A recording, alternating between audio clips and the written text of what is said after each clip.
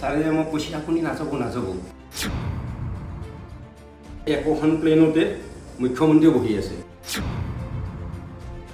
মই অমুকৰ পৰা আছোঁ তেতিয়া মোক তেখেতে আৰু আমাৰ এনেকুৱা মানুহবিলাকক চৰকাৰে আচলতে সুবিধা নিদিয়ে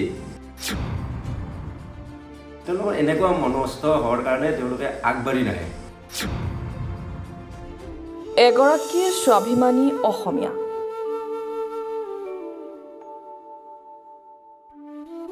বাঁহ-বেতেৰে বিভিন্ন সামগ্ৰী তৈয়াৰ কৰি তেওঁ অৱতীৰ্ণ হৈছে জীৱন যুদ্ধত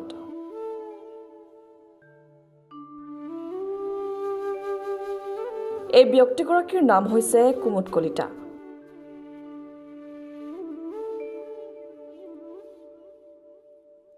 বজালী জিলাৰ বৰনদীকুছিৰ বাসিন্দা এই ব্যক্তিগৰাকী 1977 চনৰ পৰাই জড়িত হৈ আছে কুটিৰ শিল্পৰ এই জগতখনৰ সৈতে এই 47 বছৰে বাঁহ-বেতৰ সামগ্ৰীকেই জীৱিকা হিচাপে বাছনি কৰি এই ব্যক্তিগৰাকীয়ে পৰিয়াল পোহপাল দি আহিছে নিজ সন্তানক শিক্ষিত কৰি তুলিছে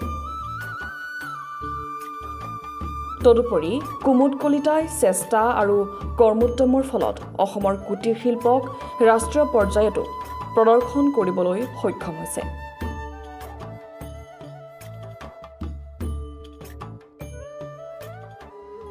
কিন্তু দুৰ্ভাগ্যৰ বিষয় এইটোৱে যে নিজৰ জীৱনৰ 47 বছৰ এই কামটোৰ সৈতে জড়িত কুমুদ কলিতাই আজি পৰ্যন্ত নাপালে চৰকাৰী পেঞ্চন পেঞ্চনৰ সলনি এককালীন সাহায্য আগবঢ়াই এই পৰ্যন্ত নিজৰ দায়িত্ব সামৰি থৈছে ৰাজ্য চৰকাৰে তথাপি নিজৰ কামৰ সৈতে কোনোবাখিনিত যেন তেওঁ সুখী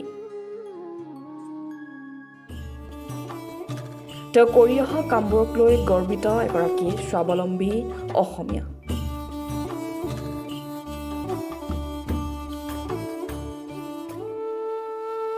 উল্লেখযোগ্য যে সাম্প্ৰতিক সময়ত নতুন প্ৰজন্মৰ মাজত কুটিৰ শিল্পৰ প্ৰতি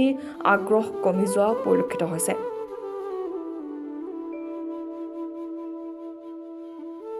এই ক্ষেত্ৰতো চৰকাৰৰ কৰণীয়ৰ কথা সোঁৱৰাই দিয়ে কুমুদ কলিতাই তেওঁ কি ক'লে এই ভিডিঅ'টোৰ জৰিয়তে চাওঁ আহক মোৰ নামটো হ'ল কুমুদ কলিতা মোৰ ঘৰ হ'ল বৰনদীকুছি বজালী অসম মই অল ইণ্ডিয়া হেণ্ডিক্ৰাফ্টছত মানে এবছৰ ট্ৰেইনিং লৈ এইবিলাক কৰ্ম কৰি মানে ল'ৰা ছোৱালীক পোহপালন কৰি দি আছোঁ চাকৰিৰ পিছে ঘূৰি এতিয়াতো আৰু অৱসৰ ল'বৰ টাইমেই হৈছে মোৰ এতিয়া বৰ্তমান বয়স 66 আপুনি চাকৰি কৰিছিল নেকি চাকৰি কৰা নাই এইটো কাম কৰিয়েই মই গোটেই দুনিয়াখন ঘূৰিছোঁ অসমৰ গোটেই মুখ্যমন্ত্ৰী মই সাক্ষাৎ কৰিছোঁ আনকি মোক ৰাষ্ট্ৰপতি শংকৰ দয়াল শৰ্মায়ো মোক দিল্লীত সাক্ষাৎ কৰিছে মুখ্যমন্ত্ৰী কোনে সাক্ষাৎ কৰিছিল মুখ্যমন্ত্ৰী তৰুণ গগৈ প্ৰফুল্ল কুমাৰ তাৰপিছত আমাৰ হিমন্ত বিশ্ব শৰ্মা গোটেই সাক্ষাৎ হিমন্ত বিশ্বৰ লগত মোৰতো এনেকুৱা হৈছে মই যেতিয়া হেৰিত গৈছিলোঁ আমাৰ অসম চৰকাৰৰ পৰা মানে কে DVD নাম শুনিছিল নহয় তেখেতে মোক পঠাইছিল হেৰিত বেনাৰছত যেতিয়া মই অসম মানে চেল কৰি আহি মানে একোখন প্লেনতে মুখ্যমন্ত্ৰী বহি আছে মোৰ অফিচাৰজনক মই সুধিলোঁ যে ছাৰেতো আমাৰ মুখ্যমন্ত্ৰী দেখোঁ ছাৰে মোক কৈছে আপুনি নাযাব মই আৰু কি পেচাব কৰা চোতাতে মই গুচি গ'লোঁ গুচি গৈ তেখেতে মানে মোক কথাই আলোচনা কৰি আছে মোক দেখা পাই মই ক'লোঁ যে ছাৰ মই অমুকৰ পৰা আছোঁ তেতিয়া মোক তেখেতে মানে হেৰি কৰি দিলা আৰু তাৰপিছত কথাবিলাক সুধি হেৰি কৰি মানে কথোপকথন মানে সাক্ষাৎ কৰি লৈছোঁ এইবিলাক স্নেপ আছে মোৰ ওচৰত আপুনি এই কামটো কিমান দিনৰ পৰা কৰি আছে এইটো কামটো মই 77ত অল ইণ্ডিয়া হেণ্ডিক্ৰাফ্টছত মই এবছৰ ট্ৰেইনিং লৈছিলোঁ তেতিয়াৰ পৰাই মই এইবিলাক কাম কৰি আছোঁ এতিয়া এই কামটো কৰাত আপোনাৰ মূল প্ৰত্যাহ্বান কেনেকুৱা ধৰণৰ আচলতে মই এই কামটো কৰি বহুত সুখী হৈছিলোঁ কাৰণ কেনেকৈ সুখী হৈছিলোঁ বাহিৰত এইটো বস্তুৰ বিৰাট ডিমাণ্ড গোটেই বাহিৰৰ মানুহখিনি মোক কেনেকৈ বনাওঁ কি কৰোঁ ক'ত কেনেকৈ কি কৰিছে এইবিলাক মানে সুধি মানে তেওঁলোকে মোৰ পৰা এনজয় কৰে আৰু ময়ো এনজয় পাওঁ সেইটো কাৰণে মোৰ খুব ভাল লাগে এতিয়া এই বস্তুবিলাকৰ ক্ষেত্ৰত আপুনি আপোনাৰ দোকানৰ মাজেদি বিক্ৰী কৰে নে কেনেকৈ আপুনি বিক্ৰী কৰে মোৰ স্থায়ী দোকান আছিল আৰু মই তেতিয়া মানে এক্সিবিশ্যনত মানে টুৰ কৰোঁ মই আমাৰ দিল্লীত যিটো প্ৰগতি মৈদানত প্ৰতি বছৰে হৈ থাকে মানে ইণ্টাৰনেশ্যনেল ট্ৰেড ফেয়াৰ তাত মই অংশগ্ৰহণ কৰোঁ আৰু এনেই আপোনাৰ পূৰ্বশ্ৰীৰ পৰা তাৰপিছত আমাৰ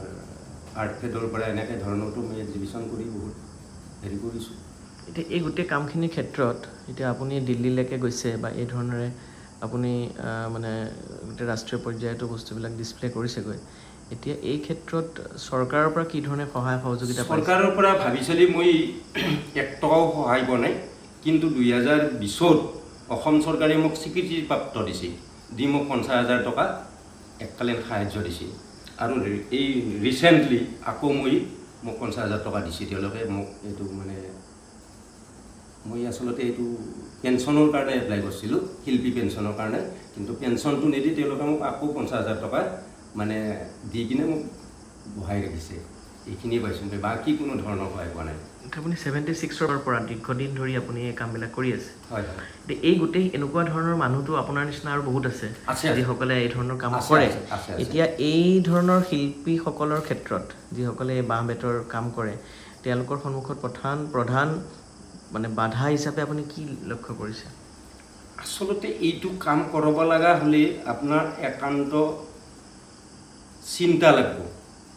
আৰু কৰ্মৰ দক্ষতা লাগিব যদি আপুনি মানে এলাহ কৰে এইটো কাম মই কেনেকৈ কৰিব নোৱাৰিম দে এনেকুৱা যদি মনত আহে তেতিয়াহ'লে এইটো কামত আগবাঢ়িব নোৱাৰিব যেনেকৈ ধৰক মই এই মাথা মাৰি তাজমহলটো বনাইছোঁ এই তাজমহলটো আচলতে সহজতে বনাব পৰা মানুহ নহ'ব কিন্তু মই বহুত কষ্টৰ মাজেদি বস্তু বনাইছোঁ গতিকে আমি অসমৰ ডেকা ল'ৰাবিলাকক বহুতো মই ট্ৰেইনিঙো দিয়াইছোঁ কিন্তু তেওঁলোকে উৎসাহী নহয় উৎসাহী এইটো কাৰণে নহয় যে এটা মূৰা বনাব লাগিলে মোৰ 2 দিন লাগিব বজাৰত যদি মই মেলি দিওঁ মূৰাটোৰ দাম 300 টকা পাম মই কেনেকৈ চলিম তেওঁলোকৰ এনেকুৱা মনস্থ হোৱাৰ কাৰণে তেওঁলোকে আগবাঢ়ি নাহে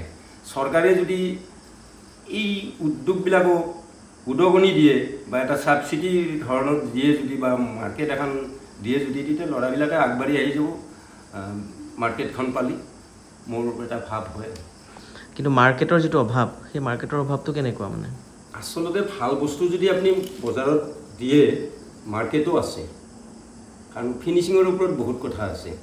কাৰণ এই মূৰাটো মই বনাইছোঁ ইয়াতে যদি আপোনাৰ গজাল থাকে বা কুটি নাটি থাকে আপুনি লভাৰ নাই গতিকে ফিনিচিংটো বহুত ইম্পৰ্টেণ্ট বা বেটৰ বস্তুৱে হওক বা যিকোনো বস্তুৱে ফিনিচিং লাগিব আৰু ফিনিচিংটো থাকিলে আপুনি মাৰ্কেট পাবই মাছ বি এতিয়া এনেকুৱা বস্তুবিলাক বাহিৰৰ পৰাও আহে নিশ্চয় এনেকুৱা বস্তু বাহিৰৰ পৰা নাহে কাৰণ এইটো বস্তু আমাৰ অসমতেই তৈয়াৰ হয় বাঁহ বেতৰ বস্তুটো 1976ৰ পৰা আপুনি কাম কৰি আহিছে আপুনি 2020 চনত আপোনাক এটা অসম চৰকাৰে স্বীকৃতি দিছে আপোনাক তাৰ লগতে এককালীন সাহায্য দিছে আৰু এটা এককালীন সাহায্য দিছে কিন্তু দীৰ্ঘদিন ধৰি আপুনি এই কামটো কৰিছে আচলতে চৰকাৰে এই ক্ষেত্ৰত কৰণীয় কি আছে বুলি ভাবে আপুনি আচলতে কৰণীয় বহুত আছে কিন্তু কৰা নাই আৰু আমাৰ এনেকুৱা মানুহবিলাকক চৰকাৰে আচলতে সুবিধা নেদে এইটো কাৰণটো মই বুজিব নোৱাৰোঁ কিন্তু কাৰণ মই বুলি নহয় মোৰ নিচিনা বহুত মানুহে সুবিধা পোৱা নাই কি সুবিধা দিব লাগে বুলি ভাবে আপুনি আচলতে আমাৰ যিবিলাক উঠি অহা যুৱক যুৱতী আছে তেওঁলোকক প্ৰশিক্ষণ দিব লাগে প্ৰথম কথা কাৰণ প্ৰশিক্ষণটো খুব ডাঙৰ বস্তু কাৰণ এইটো বস্তু আপোনাক যদি মই এতিয়া বনাব দিওঁ আপুনি নোৱাৰিব আপোনাক যদি মই প্ৰশিক্ষণ দি শিকাই দিওঁ আপুনি নিশ্চয় বনাব পাৰিব এটা প্ৰশিক্ষণ দিয়াটো খুব দৰকাৰী ইম্পৰ্টেণ্ট বস্তু ছেকেণ্ডটোতো মাৰ্কেটখন লাগিবই মাৰ্কেটখন লাগিব মাৰ্কেটৰ ক্ষেত্ৰত কি কৰিব পাৰে চৰকাৰখনে মাৰ্কেটৰ ক্ষেত্ৰত আচলতে চৰকাৰে বজাৰ এখন দিব পাৰে যেনেকৈ মই কৈছোঁ ট্ৰেড ফেয়াৰৰ কথা ভাৰতীয় বাণিজ্যিক মেলা তেনেকুৱা যদি মেলা পাতি জাগাই জাগাই মেলা পাতি যদি হেৰি কৰে এইবাৰ আকৌ মোৰ মানে দুৰ্ভাগ্য মই মিছেছৰ গোটৰ থ্ৰুইদি